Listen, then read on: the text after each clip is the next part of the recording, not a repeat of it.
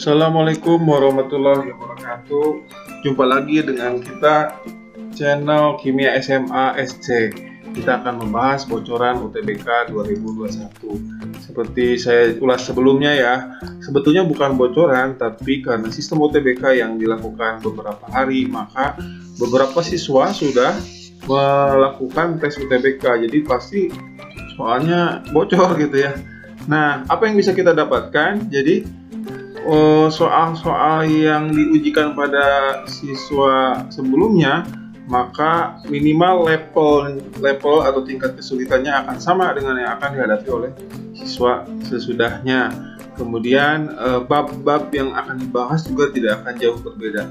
Jadi ini menjadi bocoran buat kita bab apa saja yang harus kita pahami dan pelajari.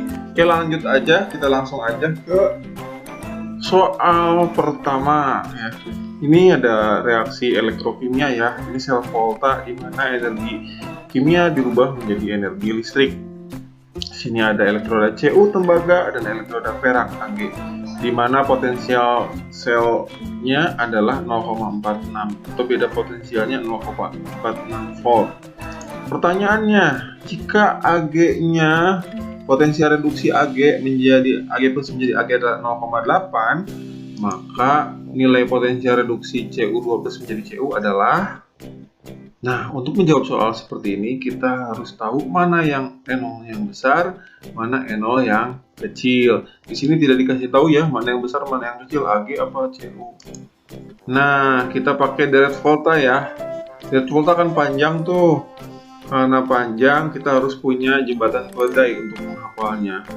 Ini lihat kalau Baginda Caesar nanti meninggal nanti kita bahas ya suatu saat. Kita bahas jembatan keledai untuk deret volta yang panjang ini. Pak, males Pak, gimana kalau lebih singkat? Oke, kita kasih yang lebih singkat ya. Kita hafalkan aja yang belakangnya. Oke, kerupuk hangus agak pahit au. Apa nggak adik-adik? Masih hafal ya, singkat banget. Kerupuk hangus agak pahit au. Kerupuk hangus agak pahit au. Nah, jadi deret volta itu kalau kita urutkan yang sebelah kiri itu negatif ya. Potensial selnya H itu standar yaitu 0. Kemudian sebelah kanan H adalah positif. Nah, ini sangat penting sekali kalau kita tidak hafal jembatan keledai untuk deret volta yang panjang, minimal kita tahu yang belakangnya aja ya, kerupuk hangus agak pahit au. Nah, dari sini kita sudah cukup tahu yang kecil itu adalah yang sebelah kiri atau Cu, yang besar itu adalah Ag. Oke. Nah, rumusnya potensial sel adalah N0 yang besar kurangi N0 yang kecil. Kita udah tahu kan yang besar adalah Ag. Jadi potensial selnya 0,46 sama dengan potensial sel yang besarnya 0,8 kurangi yang kecilnya gitu. Nah, supaya positif, yang negatifnya pindah ruas. Jadi N0 kecil pindah ruas jadi positif sama dengan 0,8, 0,46-nya pindah ruas jadi negatif. Sama dengan 0,34 volt. Begitu ya adik-adik ya. Nah, ini soal yang keluar di UTBK, bisa jadi keluar lagi di UTBK hari berikutnya. Atau misalnya variasi soal yang lain tapi untuk subjek yang sama gitu ya. Nah, jawabannya A misalnya ya. Nah, mungkin untuk variasi yang lain seperti ini adik-adik. Nah, ini soalnya seperti ini. Terus berikut adalah pernyataan yang benar kecuali. Nah, jawab. Tadi kan kita harus tahu deret voltanya kerupuk hangus agak pahit au.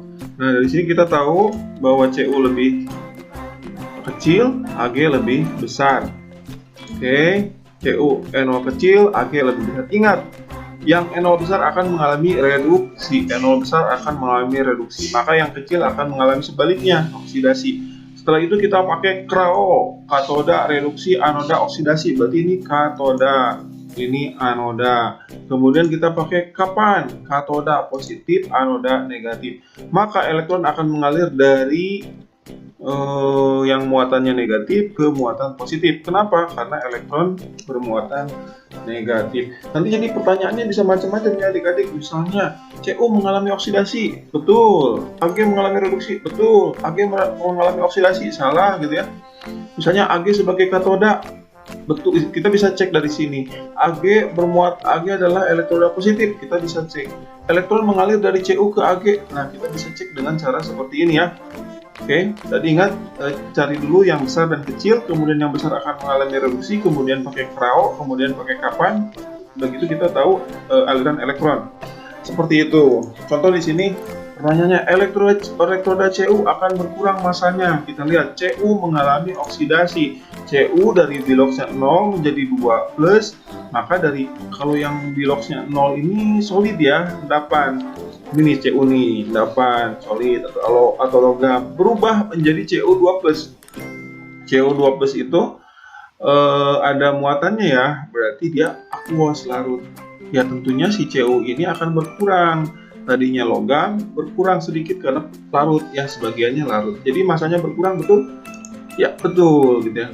Kemudian B, konsentrasi Ag+ berkurang. Lihat, Ag+ mengalami reduksi. Berarti Ag+ berubah menjadi Ag. Dari biloxnya +1 menjadi 0. Tadinya +1 jadi 0. Jadi konsentrasinya berkurang ya, karena si Ag+ ini berubah menjadi Ag. Jadi Ag+ yang ada dalam larutan akan menempel di elektroda Ag. Jadi si katoda Ag akan bertambah masanya, atau konsentrasi Ag+-nya berkurang. Jadi perak yang larut atau Ag+ akan berkurang menjadi Ag mengendap di sini. Jadi betul juga ya adik-adik ya. Kemudian yang C, elektroda Cu akan mengalami oksidasi. Lihat di sini Cu mengalami oksidasi. Berarti Cu berubah menjadi Cu2+ tambah 2 elektron. Betul ya? Oke. Yang D, kation dari jembatan garam akan bergerak ke gelas yang ada di Cu. Nah, kita cek. Di sini Cu ya, Cu berubah jadi Cu2+. Jadi sini akan bermuatan positif. Sedangkan di Ag menjadi Ag. Jadi muatan positifnya berkurang, jadi akan bermuatan negatif. Karena ini positif, ini negatif, maka kation akan bergerak ke arah, nah ini positif ya. Oke. Oh iya, ini positif, maka kation akan bergerak ke arah yang sini, ke negatif ya. Berarti kation itu bukan ke Cu tapi ke Ag. Kation kan muatannya positif, akan untuk menyeimbangkan muatan maka akan ke arah yang Ag. Jadi salah ya, yang betul ya. Gitu ya. Jadi ini penting di bagian ini. Jadi untuk soal apapun kita bisa mengerjakan. Oke, itu ya variasi yang akan keluar di soal elektrokimia. Kemudian soal nomor 3, perbandingan jumlah atom yang memiliki hibrida sp2 dan sp3 pada senyawa tersebut. Kita lihat ya, ini senyawanya seperti ini. Mungkin adik-adik yang tidak terbiasa dengan gambar seperti ini ya. Kita lebih jelaskan lagi. Oke, seperti ini. Nah, ini apa ini? Ini tuh yang siku ini C, yang siku ini C, yang siku ini C, yang siku ini C, yang siku ini C, yang siku ini C. Kalau H dikasih tahu nih. Kalau ini, yang ini namanya C juga. H-nya berapa? H-nya tergantung. H itu ingat tangannya ada 4. Jadi kalau ini H-nya 1. Kenapa? Karena C yang ini sudah mengikat.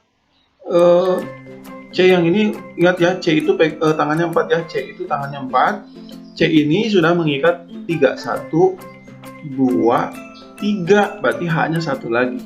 Yang ini juga sama. C ini 1, 2, 3 tambah H1 lagi. Yang ini kenapa CH2? Karena C sudah mengikat 2. Jadi CH2. Yang ini C sudah mengikat 1, 2, 3. Maka hanya 1. Jadi 4 juga ya.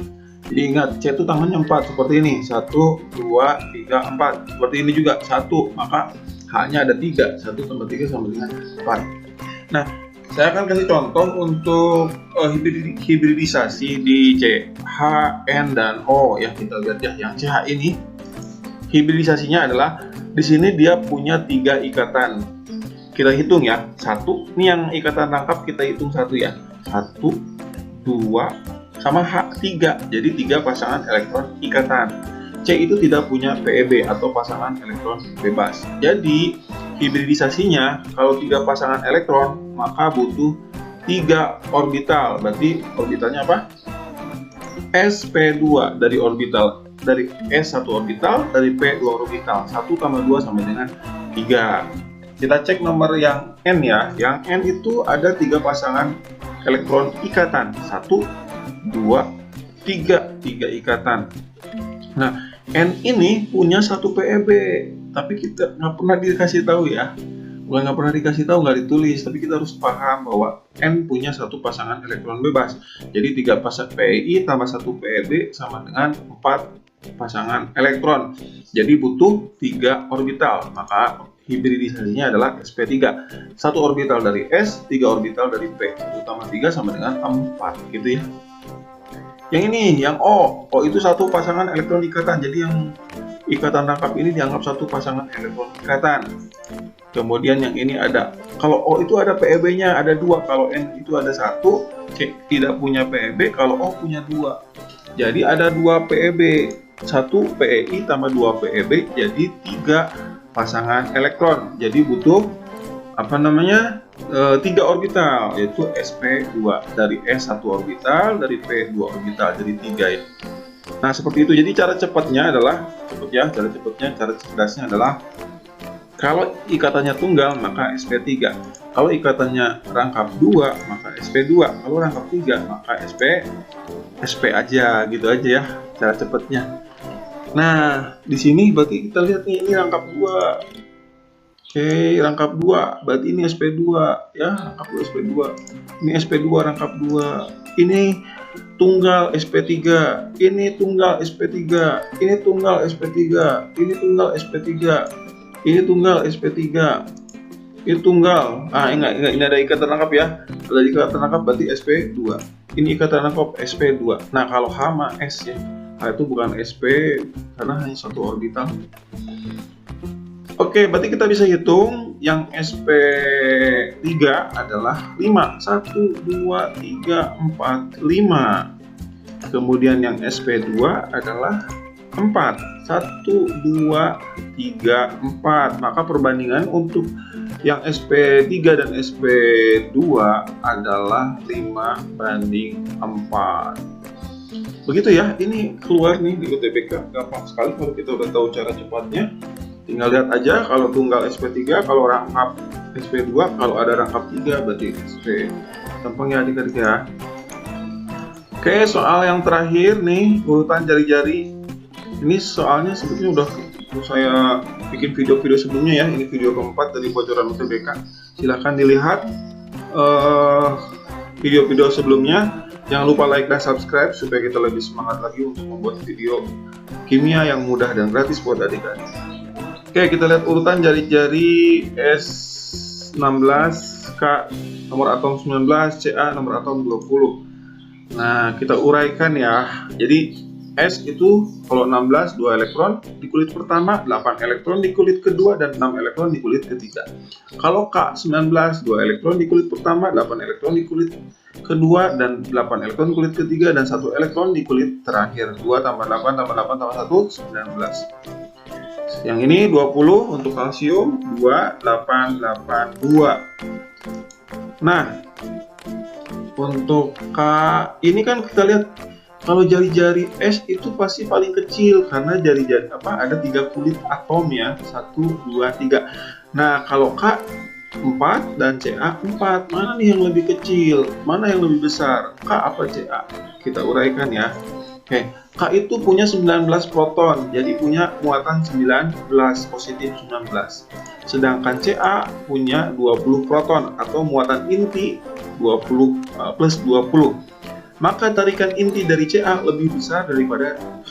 Makanya untuk atom Ca lebih mengkerut ya adik-adik ya, lebih mengkerut atau jari-jarinya lebih kecil karena muatan intinya lebih besar. Jadi tarikan inti lebih kuat untuk Ca, maka atom atau ionnya lebih mengkerut, maka jari-jarinya makin kecil. Kalau kita urutkan, maka jari-jari S lebih kecil, paling kecil karena cuma 3 kulit atom ya. Kemudian Ca yang paling besar adalah K ya, karena muatan inti K lebih kecil daripada Ca. Nah, sekarang bagaimana kalau ion? Kalau ion berarti misalnya kalau S itu kan 286, ini kan 6, dia akan cenderung menarik 2 elektron, jadi 2 min, jadi 288. Jadi kan masih ingat ya adik-adik ya, teori Oktet, elektron valensi akan stabil kalau elektron valensi atau jumlah elektron di kulit luarnya sama dengan 8. Jumlah elektron di kulit terluarnya adalah 8. Maka dia cenderung menarik 2 elektron. Kemudian yang K kan 2881, maka akan cenderung melepas, maka K plus 288. Yang Ca akan melepas 2 elektron dari sini ya, jadi sama 288. Nah, ini kulit atomnya sama, 288, 288, 288. Jadi ada 3 kulit atom. Nah, manakah yang lebih besar? Dilihatnya tetap ya dari muatan inti. Muatan inti Ca lebih besar, maka akan lebih mengkerut. Nah, yang S ini akan lebih jari-jari atom dari Ca akan lebih kecil karena muatan intinya lebih besar ya, maka akan lebih mengkerut. Sedangkan S muatan intinya lebih kecil, jadi tidak akan tertarik oleh inti, maka jari-jarinya lebih besar. Kemudian ada tambahan elektron. Tambahan elektron akan membuat tolak-menolak antar elektronnya akan lebih besar gitu ya. Maka oh iya maaf ya, ini maksudnya S2- ya. S2- lebih besar daripada K+, lebih besar daripada Ca2+. Kenapa? Karena S2- sudah mengikat 2 elektron, akan ada tolak-menolak antara elektron yang muatannya sejenis, kemudian muatan intinya kecil, jadi tarikan inti tidak terlalu besar. Sedangkan Ca2+, maaf ya, ini Ca2+, itu muatan intinya Ca2+ itu muatan intinya besar, maka akan menarik kulit atom menjadi lebih kecil, jadi jari-jarinya paling kecil. Ini maaf ya, maaf ini S2-, K+, dan Ca2+, yang ini ya. Oke, sekian adik-adik, mudah-mudahan bermanfaat, mudah-mudahan dapat dipahami. Kalau tidak paham bisa dilihat lagi ya. Oke, dukung terus channel kita dengan memberikan like dan subscribe supaya kita lebih semangat lagi untuk membuat video buat adik-adik. Oke, terima kasih. Assalamualaikum warahmatullahi wabarakatuh.